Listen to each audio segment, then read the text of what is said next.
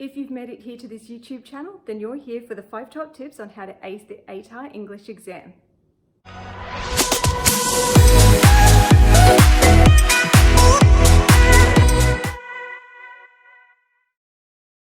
So I've been planning all year with my Year 12 students in getting prepared for the English exam.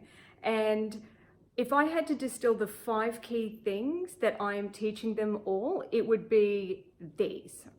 So, number 1. My number 1 tip is to read. So, no surprises there. If you're tuning in to watch this video the night before the ATAR exam, I'm sorry, I don't have anything else to really offer you other than let's hope tips 2, 3, 4, and 5 are going to get you across the line. So you need to read that novel. Now, not only just reading it once, but you've got to read it multiple times. So I'm talking like 3, 4 times getting familiar with the novel. So that doesn't mean reading it from beginning to the end. You have to do that obviously the first 2 times, but then you're going back and just trying to get familiar with the really key events and the key quotes within the novel so that you feel really confident in your understanding of the text as a whole.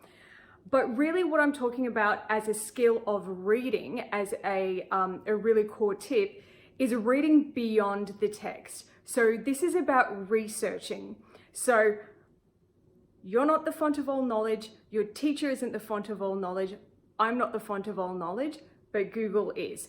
Google is your best friend. You need to get on Google and start researching around your text. Look up journal articles, look up reviews, get on Google Books, look up practice essays that have been written so that no matter what question you get thrown in that exam, you are going to be 100% confident answering it because your understanding of the text is grounded in so much knowledge. The second tip is handwriting. So handwriting is really important. Obviously in this day and age, and even with the tools of communicating now here online, we have a propensity towards typing a lot. That is going to get you so far, and that is obviously the preliminary parts of your research and that kind of thing. Absolutely use your computer to collate that information together. But really what you want to be doing is trying to handwrite as much as possible. So this serves twofold purpose. So you are going to have to handwrite your entire essay when you get into the exam. The more practice you get with handwriting, it's going to put you in a much better condition. Some of my boys' handwriting is shocking to say the least.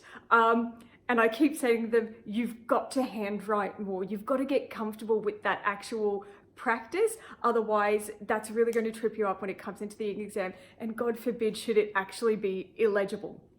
So practice your handwriting. The second part of that is, as a cognitive function, handwriting is super important in hardwiring that information into your brain. So in terms of memory and remembering information, retention of information, handwriting helps you do that. Tip number 3, you need a plan, Stan. When you get into the exam, what is your plan? And please don't tell me that it involves 5 minutes of taking down some notes before you start writing your essay. It absolutely makes me so nervous when I hear that students go, oh yeah, I just spent 5 minutes at the beginning of my essay, take down a few notes, or that their teachers have told them, just spend 5 minutes making a plan and then move on. No. You need to invest 20 to 30 minutes of planning. The planning process itself is an investment of your time. So what you need to remember is that 20 to 30 minutes that you put planning at the beginning of the essay, you gain that time back when you begin writing your essay. So at no stage will you be sitting there during the exam going, oh, what am I going to write next? You're going to be just like bam, bam, bam, punching out those paragraphs like an unstoppable force because your plan acts as your roadmap to your essay. Now, with my students, I have a 9 steps to success that I teach them to take into the exam as part of their planning process. that may look different for you. It really doesn't matter what it is, if it's 5 steps, if it's 6 steps, if it's a diagrammatic instruction mind map for you. You just need to have one. You need to have one, and you need to practice using that plan as part of preparing for the exam itself. Tip number 4, you need to memorize your quotes. Now, it's all well and good thinking, oh, it doesn't matter if I don't remember them exactly, I can paraphrase the quotes anyway. Yes, you can, because you're not going to be able to take your play or your novel into the exam itself. But how are you going to identify the literary devices within the quotes if you don't know the quotes themselves?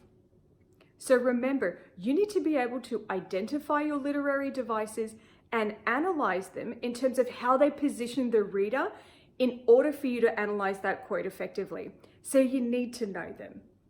Get your nerd on and make some amazing, super colorful, arty, crafty posters using lots of color, amazing fonts, and then you take down your posters of Chris Hemsworth and you plaster these all over your bedroom wall. The more you expose yourself to these quotes and you look at them, that is going to help with you retaining them. Stick it on the back of the toilet door. You know, just have them around your house. Surround yourself with these quotes. And the more that you look at them, you will remember them. The other thing you can do is create yourself flashcards. So you can have flashcards with your quotes written on them, and you can organize them in terms of concepts. You can organize them according to characters, and you have them written on your flashcards, and then you put a little key ring around it. You might even want to laminate them so that they don't get ruined. And then you put those flashcards in your pocket and you carry them around with you. And then on the drive to or from school, rather than sitting there and getting on your Snapchat streak, you could pull out your quotes and you can get familiar with Shakespeare instead. Tip number 5, get obsessed. What I mean by get obsessed is, I would say that 80% of my teaching with my students involves a lot of friendly banter. It is just us talking about the text in fun and engaging ways that makes it more conversational and less clinical. So the more we joke about it and make it an engaging experience for the both of us, really, at the end of the day, it's easier to get inside that text and actually enjoy it. So a lot of my kids, lo and behold, don't even realize how well they understand the text because they feel like they're not studying it. But we are. We're just talking about it in more fun ways. So get your friends together, create a conversation circle, order some pizza one night, and then sit around and talk about the text. I really miss doing that with my students, but you can do it with your friends. Make it fun, make it enjoyable, and you'll be surprised how much you can actually learn when you think you're not learning. So they're my 5 tips for you to take away in preparation for the ATAR English exam. 1, read and research. 2, practice your handwriting. 3, get that plan. 4, memorize your quotes. And 5, get obsessed. So if you like the tips that I've given you here today and you find them useful, then don't forget to subscribe to our channel and click the notifications button so you get the updates.